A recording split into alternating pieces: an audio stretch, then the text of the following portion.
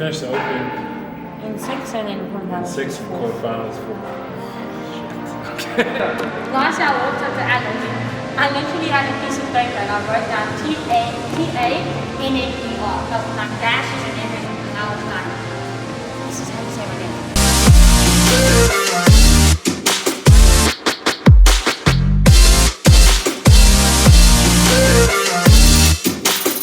So I come from a Brazilian Jiu-Jitsu and MMA background. Yeah.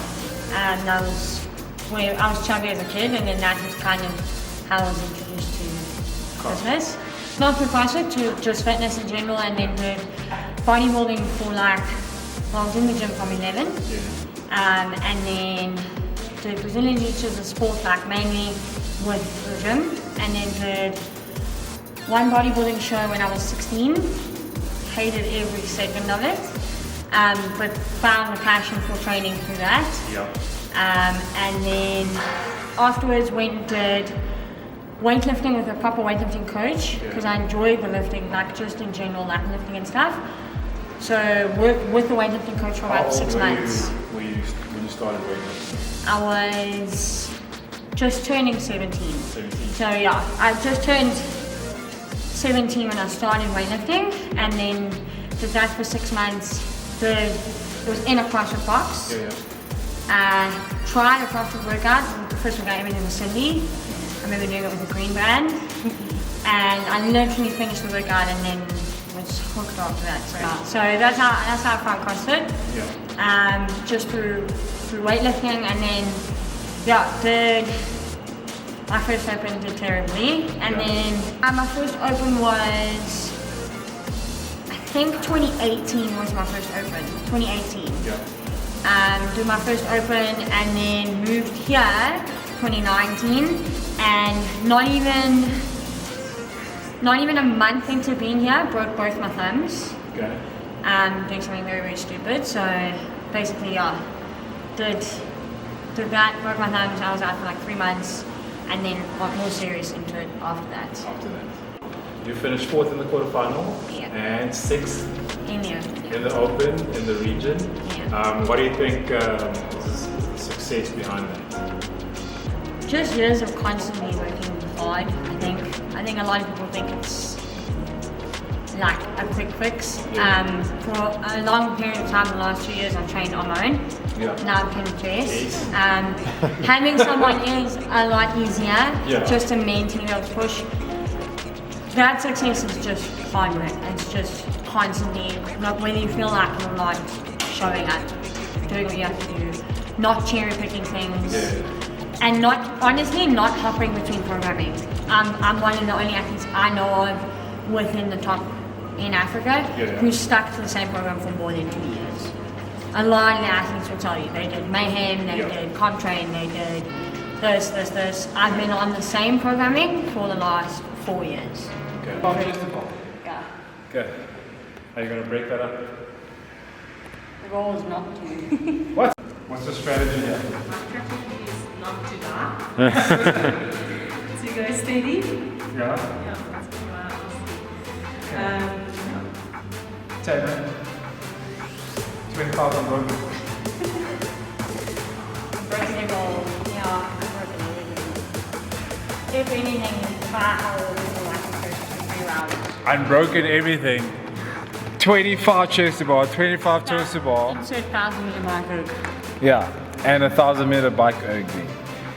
Okay. Okay, my goal here is to just survive. My goal here is to try people. Is it a race? It's 5 rounds, nice with a rest in between. Always a race. Always a race.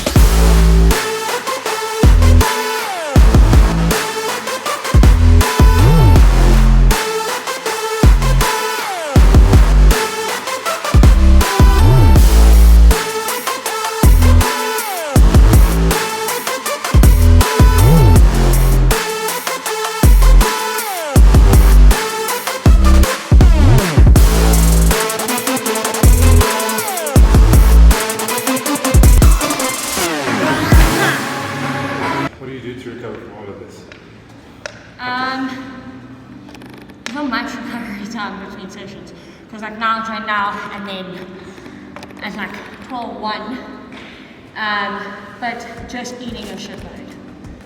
So like I also work with a chiropractor, so I see him like once a week usually, and then like once a month I try for a massage. But I swim on a Wednesday evening as well, so I'll go from here this evening, go swim afterwards.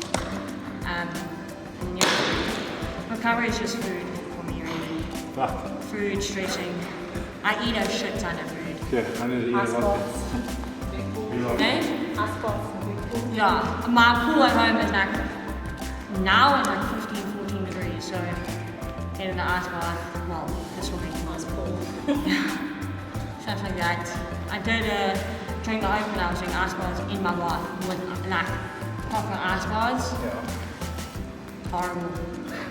When I went to Madrid last year, they had this like whole setup for so like there they had the vision, but then you had the people qualified to go.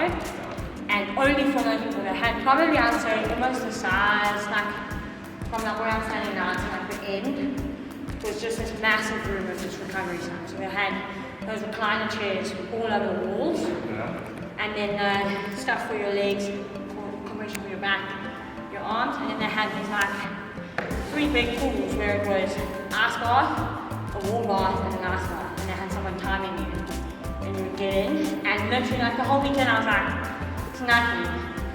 On the Saturday I got in, and my boyfriend was like, you're such a baby. He said, he was like, remember what you said about everyone getting, because I was like, oh, this ridiculous, they're being so childish, and then I got in and I was like, It's terrible. check out, I can't believe I couldn't do it. Honestly, I was like 5.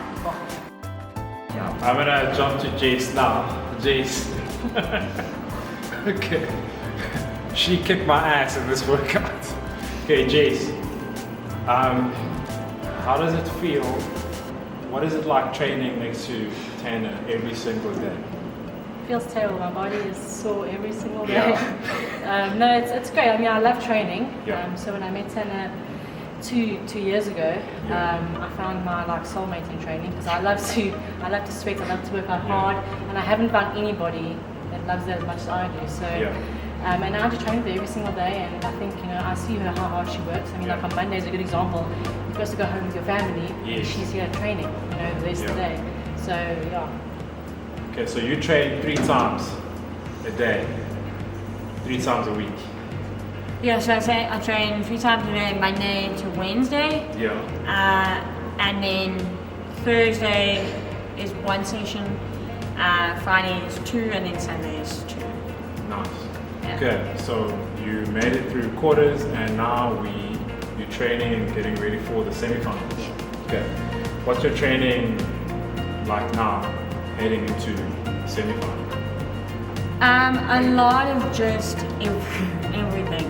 Okay. Doing a lot of like the games, as we can see now through open and quarterfinals, we're bringing in things that we haven't done before. So like crossovers, triple unders, double crossovers, wall facing handstand push-ups. So it's a lot of very varied all the time. I lift every day, I do gymnastics every day, I do conditioning every day. So I would just say it's a lot of everything. What's your expectation going into like the Renegade Games in terms of like overall? That's a big question. It's a big question that I feel like is, because it's a big platform. Like it's a big platform to put you guys out there. Everything's going to be live streamed, like better live stream and everything else. It's like watching potato. What are your expectations as an athlete for the competition? If I'm being honest, I'm hoping that it being firstly programmed by CrossFit this year. Like I met Chris, who was programming last year through Cape CrossFit. I met him personally. Great guy, great coach. I just feel like it's nice that it's standardized completely all in the world. We get tested now as hard as the rest of the regions, and I think that as South Africans we always make excuses for ourselves that we can't be as good as the rest of the world. But in reality, if we're not given the opportunity to do what they're doing, we're never going to get better. I'm just hoping that the standard is higher this year in regards to level judging across the board. Everybody's being held to the same standard. And yeah, I think it's going to be interesting this year because a lot of the girls are going teams. So I think that feels going to be interesting this year. I really do, yeah.